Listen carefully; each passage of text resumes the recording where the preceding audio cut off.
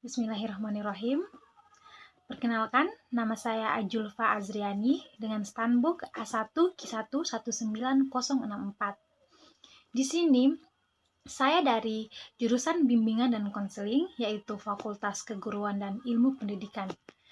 Saya membuat video ini dalam rangka untuk memenuhi tugas MIT dari dosen saya, yaitu mata kuliah kegiatan pendukung BK. Di sini saya akan menjelaskan tentang layanan kunjungan rumah. Pertama-tama, saya akan menjelaskan dulu apa itu bimbingan dan konseling. Nah, bimbingan dan konseling ini berasal dari dua kata, yaitu bimbingan dan konseling. Bimbingan ini merupakan terjemahan dari guidance yang di dalamnya terkandung beberapa makna.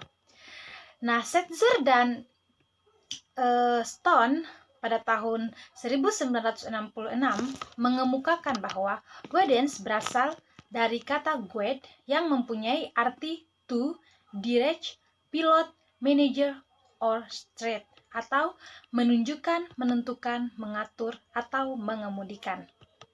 Kemudian, Prayitno dan Erman Amti pada tahun 2004 mengemukakan bahwa bimbingan adalah proses pemberian bantuan yang dilakukan oleh orang yang ahli kepada seseorang atau beberapa orang individu, baik anak-anak, remaja, maupun dewasa, agar orang yang dibimbing dapat mengembangkan kemampuan dirinya sendiri dan mandiri dengan memanfaatkan kekuatan individu dan sarana yang ada dan dapat dikembangkan berdasarkan norma-norma yang berlaku. Nah, sedangkan konseling ini adalah proses bantuan yang diberikan oleh seseorang ahli atau konselor kepada seorang konseli, baik secara langsung maupun tidak langsung, dengan tujuan memecahkan masalah yang dialami oleh konseling menuju perkembangan yang lebih optimal. Kemudian kita lanjut pada definisi layanan kunjungan rumah. Tentu saja, karena di sini saya membahas tentang layanan kunjungan rumah, saya akan menjelaskan apa itu layanan kunjungan rumah atau home visit. Di sini home visit ini adalah salah satu teknik pengumpulan data dengan jalan mengunjungi rumah siswa untuk membantu menyelesaikan masalah yang dihadapi siswa dan untuk melengkapi data siswa yang sudah ada yang diperoleh dengan teknik lain. Kemudian menurut W.S. Winkel pada tahun 1995, kunjungan rumah ini adalah upaya yang dilakukan konselor untuk mendeteksi kondisi keluarga dalam kaitannya dengan permasalahan anak atau individu agar mendapatkan berbagai informasi yang dapat digunakan lebih efektif lagi. Kemudian, kegiatan kunjungan rumah ini merupakan salah satu kegiatan pendukung yang diadakan untuk memahami diri siswa yang bermasalah secara lebih lengkap di dalam proses pemberian bantuan melalui jenis layanan bimbingan dan konseling di sekolah. Nah, penanganan permasalahan siswa itu seringkali memerlukan pemahaman yang lebih lengkap tentang suasana rumah atau keluarga dari siswa tersebut. Untuk itu, perlu dilakukan kunjungan rumah ini. Namun, harus diingat bahwa kunjungan rumah itu tidak perlu dilakukan untuk semua siswa, hanya siswa-siswa yang bermasalah saja. Kemungkinan cara lain yang dapat ditempuh untuk memperoleh data atau informasi tersebut ialah mewawancarai siswa secara langsung atau mengundang orang tua siswa tersebut untuk memberikan keterangan yang dibutuhkan gitu. Kemudian latar belakang dari penggunaan layanan kunjungan rumah. Adapun latar belakang penggunaan layanan kunjungan rumah ini yaitu yang pertama, hanya sebagian kecil waktu anak berada di sekolah dan selebihnya berada di rumah. Untuk melengkapi pengalaman membimbing tentang seseorang perlu mengetahui kehidupan keluarga di mana anak itu tinggal dan harus banyak melakukan kegiatan sesudah pulang sekolah. Kemudian yang kedua, tidak sedikit masalah yang timbul di sekolah ini berasal dari rumah. Kebanyakan siswa melakukan suatu masalah atau kenakalan di sekolah itu diakibatkan karena kondisi di lingkungan rumah kurang kondusif, sehingga membuat siswa menjadi ingin menarik perhatian kedua orang tuanya agar siswa lebih dilihat lagi. Makanya banyak siswa yang bermasalah itu makanya bermasalah karena rumahnya juga bermasalah gitu. Kemudian tujuan dilakukan layanan kunjungan rumah ini terbagi ada dua, yaitu ada tujuan umum dan tujuan khusus. Tujuan umum ini menyangkut beberapa hal. Yang pertama, diperolehnya data yang lebih lengkap dan akurat berkenaan dengan masalah klien serta digalangnya komitmen antara orang tua atau anggota keluarga dan guru. Kemudian membangun hubungan antara lembaga keluarga, sekolah, dan masyarakat. Adapun tujuan khususnya, ini yang pertama, agar terpahaminya permasalahan klien dan upaya pengentasannya. Dari ini dapat mencegah timbulnya masalah lagi, serta dapat berlanjut untuk mewujudkan fungsi pengembangan dan pemeliharaan serta advokasi. Kemudian berikutnya, tujuan khusus berikutnya untuk mengomunikasikan kepada orang tua tentang permasalahan yang sedang dihadapi oleh siswa. Kemudian membangun komitmen orang tua terhadap pembahasan dan pengentasan permasalahan dari siswa. Kemudian hubungan layanan kunjungan rumah dengan komponen dan bimbingan dan konseling. Nah, hubungan layanan kunjungan rumah dengan komponen BK ini khususnya dengan komponen pelayanan responsif dan dukungan sistem. Berikut saya akan menjelaskan tentang kedua tersebut. Yang pertama ada pelayanan responsif.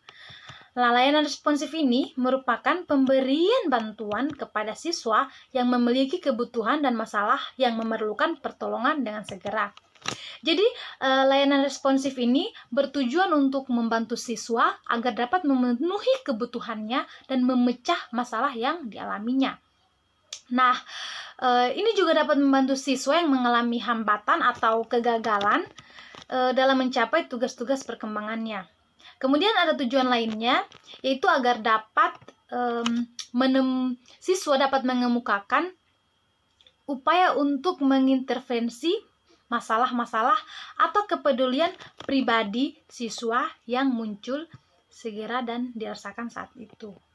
Jadi ini berkenaan dengan masalah sosial pribadi, karir, atau masalah pengembangan pendidikan. Kemudian fokus pelayanan responsif ini bergantung pada masalah yang dialami oleh siswa. Kemudian ada dukungan sistem. Nah, dukungan sistem ini merupakan layanan BK kepada siswa secara langsung. Kemudian ada dukungan sistem. Dukungan sistem ini merupakan komponen layanan dan kegiatan manajemen yang secara tidak langsung memberikan bantuan kepada siswa atau langsung memfasilitasi kelancaran perkembangan dari siswa tersebut. Dukungan sistem ini adalah kegiatan-kegiatan manajemen yang bertujuan untuk memantapkan, memelihara, dan meningkatkan program bimbingan serta menyeluruh melalui pengembangan profesional. Kemudian masuk pada hubungan layanan kunjungan rumah dengan bidang dalam bimbingan dan konseling. Ini terbagi lagi menjadi beberapa. Ada bidang pribadi sosial. Nah, bidang pribadi sosial ini adalah bidang bimbingan yang meliputi pemantapan, keimanan, dan ketakwaan, potensi diri, bakat, minat, pemahaman kelemahan diri, kemampuan pengambilan keputusan, sehingga dapat merencanakan kehidupan yang sehat. Dalam kunjungan rumah konselor mendapatkan informasi yang akan membantu konselor dalam memfasilitasi konseli menyelesaikan masalah, sehingga konseli memiliki hubungan sosial yang baik antara anggota keluarga, khususnya pada si konseli. Dia akan memiliki sikap positif atau respect terhadap diri sendiri dan seluruh anggota keluarganya. Kemudian dia akan lebih memiliki kemampuan kontrol diri yang baik dalam keluarga, kemudian melatih diri agar mempunyai sifat tanggung jawab terhadap keluarga, kemudian terjalin komunikasi yang efektif dan demokratis antara penghuni keluarga, dia akan memiliki kemampuan untuk problem solving, yaitu menyelesaikan masalahnya sendiri yang ada di rumah. Kemudian bidang akademik. Nah, kunjungan rumah bertujuan mengetahui situasi dan kondisi dalam rumah guna menemukan cara belajar paling efektif di rumah. Memiliki motif yang tinggi untuk belajar di rumah dengan tanpa disuruh orang tua, konselor mengetahui cara pola asuh dalam hal belajar di dalam rumah. Nah, konseli memiliki keterampilan untuk menetapkan tujuan dan perencanaan pendidikan serta membuat jadwal belajar di rumah serta menumbuhkan rasa pentingnya pendidikan pada semua anggota keluarga terutama orang tua dan anak. Kemudian bidang karir. Bidang karir ini adalah bidang bimbingan yang meliputi pemantapan pemahaman diri berkenaan dengan kecenderungan karir yang hendak dikembangkan dan dipilih untuk kedepannya. Nah, kemudian aplikasi dalam layanan kunjungan rumah. Yang pertama ada perencanaan. Perencanaan layanan kunjungan rumah ini terdiri dari beberapa, yaitu yang pertama format lapangan dan politik. Nah, pada format lapangan dan politik, kunjungan rumah ini menjangkau laporan permasalahan klien yang menjangkau kehidupan keluarga dan terlaksana politik yang menghubungi pihak-pihak terkait dengan keluarga. Kemudian dari sini juga menetapkan kasus yang memerlukan KR, yaitu meyakinkan klien akan KR, menyiapkan data dan informasi yang akan dikomunikasikan dengan keluarga, kemudian menetapkan materi KR dan menyiapkan kelengkapan administrasinya. Kemudian dalam perencanaan ini juga harus ada materi yang perlu diperhatikan saat di hadapan keluarga, yaitu yang pertama, tidak melanggar asas kerahasiaan klien, kemudian semata-mata untuk memperdalam masalah klien, kemudian tidak merugikan klien, kemudian harus memperhatikan juga peran dari klien ini, dan yang terakhir menyetujui kunjungan rumah yang akan dilakukan klien dan mempertimbangkan perlu tidaknya ia terlibat saat kunjungan rumah. Kemudian kegiatan perlu juga dilakukan, disusun, yaitu yang pertama, melakukan wawancara dan pengamatan dan memeriksa dokumen-dokumen yang dimiliki keluarga. Kemudian undangan terhadap keluarga, yaitu sebelum melakukan kunjungan rumah, kita harus memberikan undangan dulu terhadap keluarga, atau memberikan sebuah informasi bahwa kita akan melakukan kunjungan rumah kepada siswa. Kemudian, keluarga dapat diundang ke sekolah sesuai dengan permasalahan klien. Pelaksanaan undangan ini memperhatikan izin dari klien tadi seperti yang saya bilangkan. Kemudian perlu dipersiapkan materi pembicaraan dan peran dari si klien.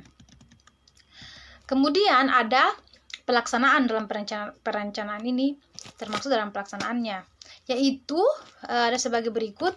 Pertama, berencana bertemu anggota keluarga, orang tua atau walinya, kemudian membahas masalah klien, melengkapi data, mengembangkan komitmen, menyelenggarakan konseling keluarga, dan harus merekam dan menyimpulkan hasil KR.